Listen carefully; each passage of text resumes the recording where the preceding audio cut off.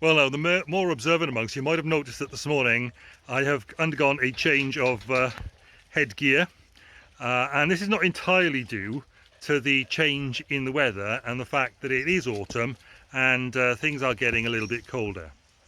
It has been a time when haircuts have been fairly few and far between because of the COVID crisis.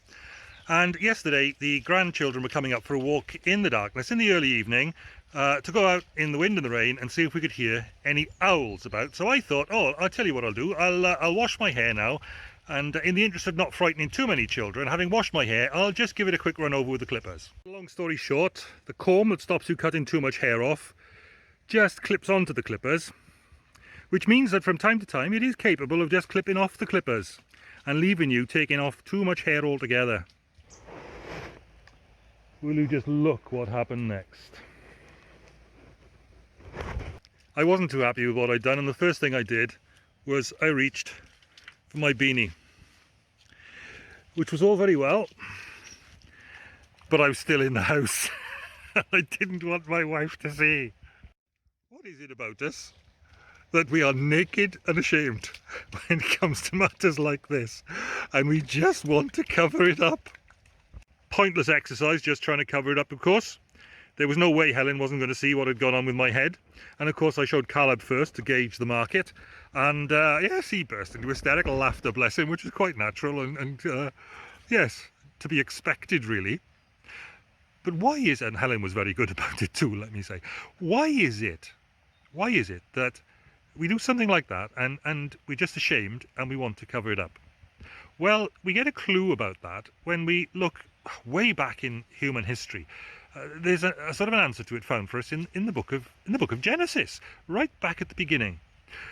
God makes Adam in the garden. He's lonely. He gives Adam a wife, and then we're told a very odd thing in the narrative that follows.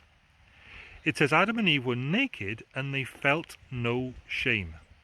Then as soon as sin came into the world, as soon as they stopped running things God's way and decided they were going to run things their way, God's rules, God's standards going out the window, we'll have our own because we're happier with that. Immediately we're told, as soon as they'd done that, they were naked and ashamed, and they made fig leaf garments as best they could, and fig leaves are not great covering for anything, there's gaps in the leaves and it's terrible, to cover their nakedness. Now there was no way I was going to cover that naked patch in the middle of my head lastingly.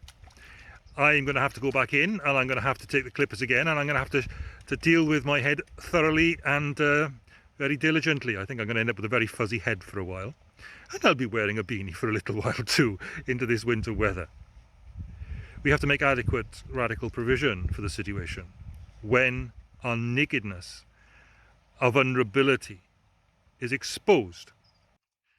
And yet there's something very deep in human nature that wants to cover up when we are exposed. There's a verse in Proverbs. It says, whoever conceals his sin will not prosper, but whoever confesses and renounces it finds mercy. Now, that forgiveness doesn't come cheap. It comes at a price. It comes at the price of Christ's death on the cross, laying down his life in our place, that we might be forgiven and that we might have ongoing, valuable life, unburdened by that crippling guilt, that crippling vulnerability that comes from the knowledge of our own exposedness. And it takes radical change on our part. It requires that because we recognise what it cost him, that it isn't cheap grace, that it isn't easy for him, and we want no part of the things that made us vulnerable in the first place, no part of them anymore. The Apostle John therefore writes in his first letter, 1 John, he says, I'm writing this to you so that you shouldn't sin. He's more realistic than that though, because he just goes straight on and he says, but if we do sin, we have an advocate with the Father, Jesus Christ, the righteous one, who intercedes with the Father, you see, on our behalf, to put things right, to deal with our vulnerability, to deal with our weakness, to deal with our sin, but only as we're prepared to radically address the problem we've created ourselves, turn away from it, as I shall have to radically address this problem with my head shortly with the clippers to deal with it myself.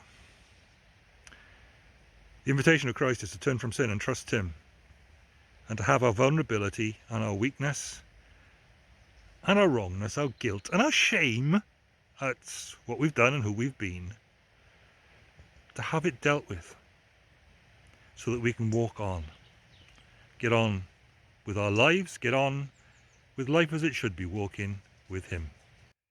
To get life sorted out again, straightened out, through the narrow gate and back on the track it was designed to be lived on.